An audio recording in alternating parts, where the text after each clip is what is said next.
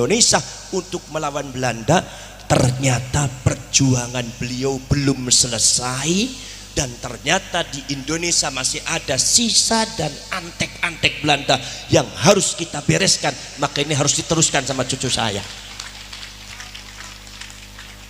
Dari situ saya baru mangkut-mangkut, oh ini maksudnya. Alhamdulillah.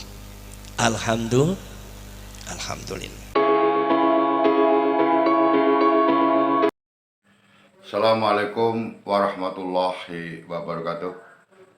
Sahabat Infomedia 14 dimanapun berada, semoga selalu dalam keadaan sehat walau di mancanegara. Kali ini Infomedia akan tertarik dengan pengajian ceramah tausiah beliau Gus Abbas Buntet Cirebon tatkala berada pada kegiatan keluarga besar Wali Songo di Malang, di mana kegiatan itu diawali dengan biasa penolakan dari beberapa kelompok yang menamakan dirinya FPI atau mungkin para muhibbin Habib Balawi. Namun rintangan-tantangan itu tidak menyurutkan, apalagi setelah mendapat support dari Bupati Malang. Baiklah, dalam isi ceramahnya beliau menguatkan posisi dan kedudukan Dzurriyyah Wali Songo. Dzurriyyah Wali Songo adalah benar-benar terpaut nasab dengan Rasulullah. Beliau menjelaskan peran Wali Songo, derita Wali Songo, keturunannya, pondok pesantrennya atas kekejaman Belanda, dan bagaimana melawan Dzurriyyah Wali Songo dalam pengembangan Islam, dan perlawanannya harus mendatangkan imigran dari Yaman. Seperti apa sih lengkapnya, jelasnya? Yuk kita simak saja videonya dari beliau Gus Fuad. Terima kasih. Wassalamualaikum warahmatullahi wabarakatuh. Saya baru sadar dan jawabannya ya hari ini. Oh, rupanya beliau itu semacam ada tugas, mandat, amanat untuk diteruskan perjuangannya. Rupanya perjuangannya beliau menumpas Belanda dengan mendirikan Hizbullah untuk mengorganisir seluruh kekuatan masyarakat dan para ulama yang ada di Indonesia untuk melawan Belanda. Ternyata perjuangan beliau belum selesai, dan ternyata di Indonesia masih ada sisa dan antek-antek Belanda yang harus kita bereskan. Maka ini harus diteruskan sama cucu saya. Dari situ saya baru mangkut-mangkut, oh ini maksudnya. Alhamdulillah. Saudara-saudara sekalian, ini saya bicara ini seluruhnya, ini adalah Banu Wali Songo, dari Sunan Ampel, Sunan Giri, Sunan Derajat, Sunan Kudus, Sunan Muria, Sunan Bonang sampai Sunan Gunung Jati, Sunan Kalijogo. Ini kumpul semua ada di sini. Ini ibarat adalah reuni keluarga. Ini adalah ibarat merupakan sesuatu musyawarah keluarga untuk kembali menyusun sebuah kekuatan, yaitu kekuatan daripada dakwah Wali Songo. Kalau kita bicara Wali Songo, saudara-saudara sekalian, yang Anda ketahui bahwa Wali Songo ini tidak bisa disebut Habib.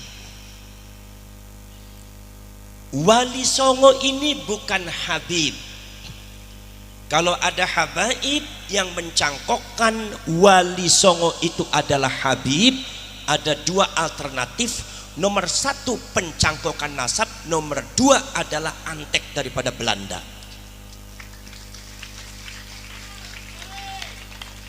Wali Songo ini adalah berasal dari Hijaz, karena baginda Rasulullah SAW itu hidupnya di Hijaz. Makanya saya sering mengatakan antara Habib dengan Wali Songo beda. Habaib itu dari Yaman, Habaib itu dari Yaman, tidak ada kaitannya sama sekali dengan Dzurriyyatur Rasul, tidak ada kaitannya sama sekali dengan Ahlu Baitir Rasul. Kalau mereka mengatasnamakan Ahlu Baitir Rasul, mereka harus bertanggung jawab di depan Allah nanti di akhirat. Nasabnya tidak pernah tersambung. Kalau Wali Songo ini, anak keturunannya memang nasabnya tersambung ke Dzurriyyatur Rasul, ke Ahlu Baitir Rasul, dari Sayyidina Hasan dan dari Sayyidina Husain. Cuma bedanya apa? Bedanya para syarif, para sayyid dari Hijaz itu datang ke Indonesia. Profesor Dr. Snuk Hogronya mengatakan Islamisasi yang ada di Indonesia itu adalah pekerjaan daripada, itu adalah merupakan gerakan Arab. Kalau gerakan Arab itu bukan para habaib. Kenapa? Karena secara genetika, menurut para pakar genetika, habaib dari Hadramaut itu darah Arabnya hanya 3%. Yang lainnya bukan darah Arab, ada yang Bangladesh, dan kebanyakan adalah darah genetika Yahudi. Jadi tidak Arab. Kalau mereka Arab tidak bisa disebut Arab, apalagi disebut sebagai Ahlul Bait. Karena Ahlul Bait seluruhnya dari Justru panjenengan inilah keturunan Banu Wali Songo, inilah beliau itulah kalian semua adalah bangsa Arab, bangsa Quraisy.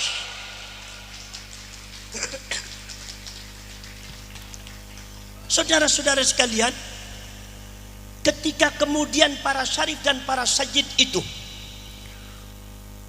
diklaim dan diteliti oleh Profesor Dr. Snuk Hogronya dari mulai zaman Wali Songo sampai zamannya Mbah Hasyim Asy'ari, Mbah Abbas Buntet Pesantren, zamannya Mbah As'ad Samsul Arifin, Mbah Khalil Bangkalan, itu ternyata mereka adalah gerakan Arab yang disebut dipimpin oleh para syarif dan para sayyid, sehingga merubah Indonesia yang tadinya Hindu Buddha 90% dirubah oleh para syarif dan sayyid dengan cara-cara yang sangat luar biasa, dengan metode strategi dakwah yang sangat luar biasa, sehingga Indonesia menjadi 99% jadi muslim.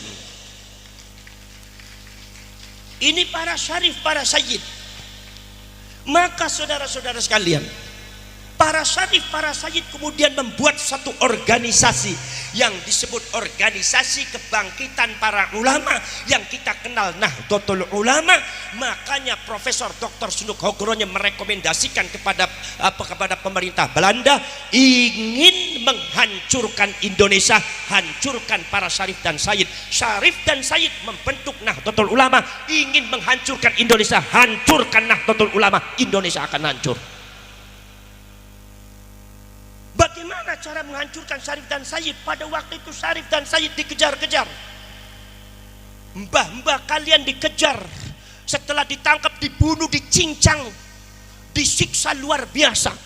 Pesantrennya dibakar, anak-anaknya dibunuh, santrinya banyak dibunuh. Karena Belanda tahu mereka itu adalah syarif dan sayyid.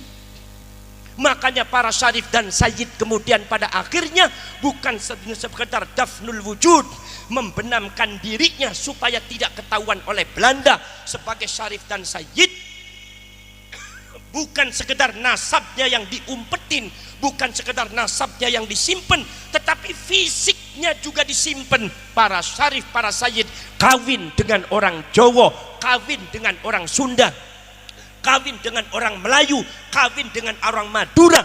Akhirnya wajah Arabnya hilang. Bagadah putra, banyak putra-putra syarif dengan sayyid, itu wajah Arabnya hilang. Sungguh darahnya syarif dan sayyid tetapi hidungnya pesek-pesek. Makanya di Jawa ini banyak syarif dan sayyid hidungnya pesek, dan inilah yang kurang difahami oleh klan Ba'alwi atau habaib, sehingga kadang-kadang sangat menghina kepada kaum dzurriyyatur Rasul, ahlu baitur Rasul, dengan mengatakan ente katanya cucunya Rasul, tetapi wajah Arabnya sudah nggak ada. Jangan sembarangan habaib. Beliau yang namanya darah bukan ada di tampang, tapi darah adalah ada di dada kami. Saudara-saudara sekalian, makanya jangan aneh kalau di Malang ini banyak syarif dan sayyid hidungnya hidung pesek. Enggak begitu muncul karena para syarif dan sayyid ini hidungnya pesek, tampangnya tampang Jawa. Maka kalian kemudian tidak percaya bahwa beliau itu adalah syarif, beliau itu adalah sayyid. Kalian tidak percaya karena tampang Arabnya sudah hilang. Maka dari itu saudara-saudara sekalian, strategi Belanda untuk membungkam pergerakan para syarif dan para sayyid yang sudah memiliki tampang Jawa, tampang Sunda, tampang Madura, Arabnya hilang, maka mereka abad ke-19 mendatangkan orang-orang dari Yaman, klan Ba'alwi, yang sebetulnya Belanda dengan Ba'alwi ini genetikanya sama-sama Yahudi Hazari, jadi mereka sekeluarga. Kemudian klan Ba'alwi ini pintar berbahasa Arab, wajah tampangnya Arab, diklaim datang ke Indonesia, ini cucunya Rasulullah yang asli, itu yang namanya dzurriyyahnya Wali Songo, bukan cucunya Rasulullah. Maka kalian semua tertipu oleh Belanda semua. Laras napa mboten? Lah iki saudara-saudara sekalian, sampai detik ini di Malang ini banyak orang-orang yang percaya kalau yang namanya klan Ba'alwi itu adalah dzurriyyatur Rasul, sementara Wali Songo dianggapnya adalah dzurriyyah palsu. Ini adalah sesat dan menyesatkan, dan ini adalah salah satu antek-antek daripada Belanda.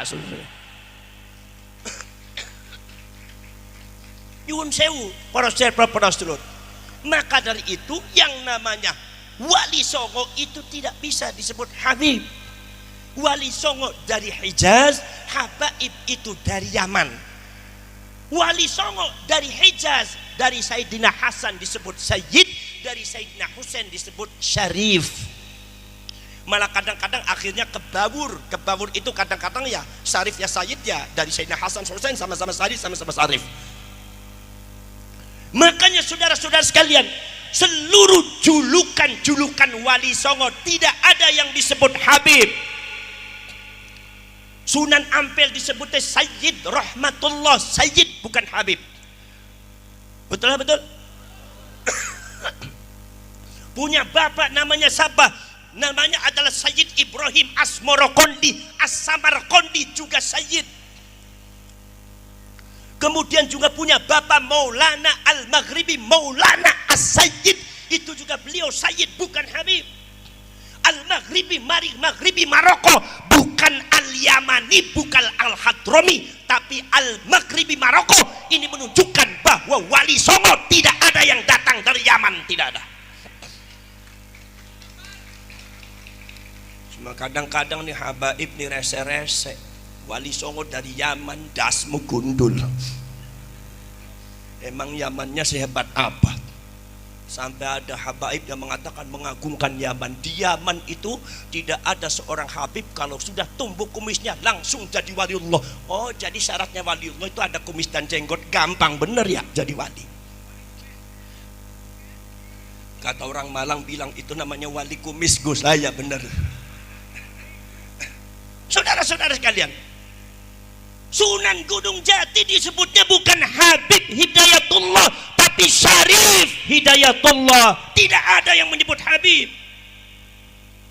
Jadi kalau seumpama Anda mengatakan yang namanya Wali Songo itu Habib, maka Anda sudah keluar dari jalur kekancingan para Syarif dan Sayyid, karena sejarahnya demikian.